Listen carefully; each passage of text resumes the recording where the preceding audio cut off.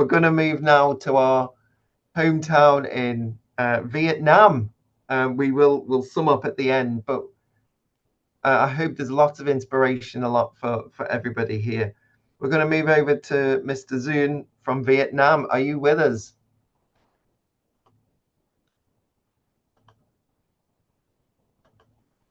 Hello, everyone. Can you hear me? Hi. Yes. Hello. Yes. So over to you, Zun, and particularly we've been talking about strategies from government level down to organizational level, but you've been working a lot around digital culture and digital capacity, which might be a useful way to sum up some of the things we've been talking about. What's the key things from your experience about scaling up digital transformation? Hello, everyone. Okay, so I've been listening to your presentation, and I'm very impressed with one of your presentation today, especially the presentation from our Malaysian college. And I think it is a very important, I think the approach from a Malaysian government, I think is correct. So when you talk about the digital transformation in higher education, first of all, you need a framework. And second, you need to put a goal so that the university or the higher education need to follow. So this is, and I want to emphasize, you have to put on the correct, accurate goal and framework. If the government put it wrong, then the whole system is wrong. So again, when we talk about digital transformation in higher education, my experience in Vietnam is that actually most of the university don't know exactly what they need to do the digital transformation. Okay, so from the government point of view, they have a lot of regulation, a lot of programming, and they try to go forward for digital transformation. But when you go back to the university from the hacker point of view, they don't know what to do. So that's the point. Because in Vietnam, from what I see, we kind of cannot differentiate between the computerization and digital transformation. That is the point. So what we think is we can apply a lot of software, a lot of tool, and then we can do the digital transformation. From my point of view, it is wrong because the digital transformation have to start from the change in the procedure, in the organization structure. Then you use technology, you use the software as a tool to implement it. So this is the point I want to focus on. So from that, how the university, especially the university leader, know where to transform. I mean, where to change the procedure with the help of technology. So in order to do that, the university, especially at the leader level, have to have the very strong digital literacy or digital capacity. Because if they don't know about that, or they are weak on that point, how can they drive the whole organization into the job of digital transform? Right. So this is a kind of the importance of the digital literacy in the university or in higher education. I want to emphasize. It starts from the top. It's go down to the department leader and go down to the lecturer and you're going down to the student. So all layer or all level of the university need to be trained on the digital literacy.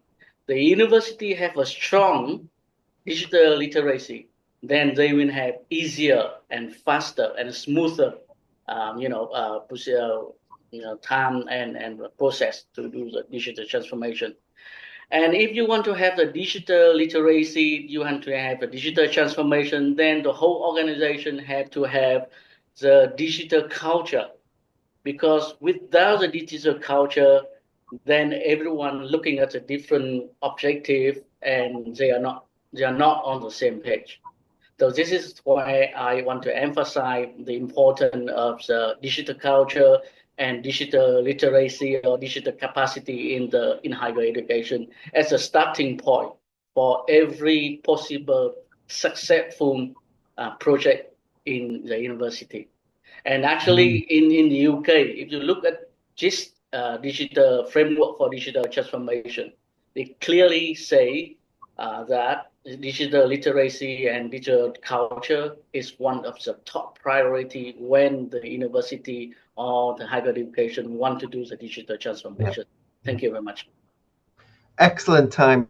Thank you very much, Soon. Are you calling from Hanoi today? Yes, I am. I'm in on my office now. Fantastic. So I'll just sum up in less than a minute. It seems like, Zoom, what you're talking about is frameworks to help us move forward, roadmaps. But it feels like what we've been talking about today is frameworks at the national level for infrastructure, organizational level for infrastructure, private public partnerships to develop and move forward that infrastructure, but also international links to enrich the educational experiences, to learn, to share. But also at the crux of this, at the center of this, is that culture which Zine has been talking about, the culture both for staff and for students. We're going to finish here, but we will say this has just been an hour today, 60 minutes. We'd love to have further conversations, share best practice, share innovative practice, share practice that hasn't worked. So if you want to keep in touch as part of the DigiDoy Consortium, please let us know.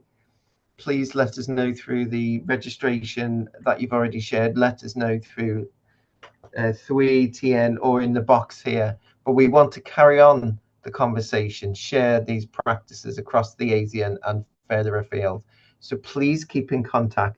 If there's any aspect that you want us to go into more depth around, for example, organizational frameworks, then we can do that together.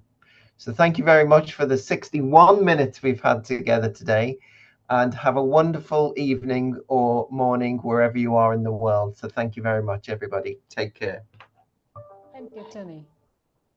Thank you very much all for you. Thank you. Thank you. Have a nice day. Thank you. Thank you. you for Bye-bye. sharing, everyone. Thank you, everyone. No group picture for everybody? Work. Oh, Actually, great we have a lot of group pictures, so we will share with you soon. Oh, great. Yes, so I did take a lot of photos from our screenshot. Great. Thank you. I will share all. Thank you very much, everyone. Take care. Thank you. Thank Thank you so you. much. Thank you. Bye. Bye.